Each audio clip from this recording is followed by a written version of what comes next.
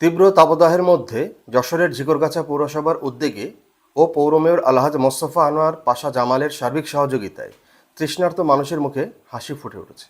রোববার সকাল থেকে বিকাল পর্যন্ত পৌরসভা কার্যালয়ের সামনে ও উপজেলা মোড়ে বিনামূল্যে শরবত, স্যালাইন পানি বিতরণ করছেন তিনি। এ সময় উপস্থিত ছিলেন সংরক্ষিত মহিলা কাউন্সিলর মোসাম্মদ শ্যামলী খাতুন, জেসমিন সুলতানা, নাজমুন নাহার, কাউন্সিলর নজরুল ইসলাম, আরিফুর রহমান, সাজ্জাতুল জামান রনি, আব্দুল আলিম গাজী সহ পৌর কার্যালয়ের কর্মকর্তা কর্মচারীবৃন্দ।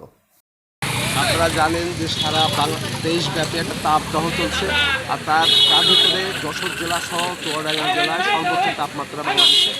আমরা পৌরসভার উদ্যোগে, ঝিকরগাছা পৌর পরিষদের উদ্যোগে আমরা এই সামান্য একটা প্রয়াস যে আজকে যারা শ্রমজীবী মানুষ রাস্তাঘাটে কষ্ট পাচ্ছে এবং পানি আমরা সেলাইন এবং আমাদের শরবত এবং আমাদের সেলাইন সব রকম আমরা তাদেরকে সামান্য একটু সুবিধা হয়। আর আমাদের এই উদ্যোগকে দেখে হয়তো আমি আরও আহ্বান করবো যে সকল শ্রেণীর মানুষ যাতে এই শ্রমজীবী মানুষের পাশে এসে দাঁড়ায়।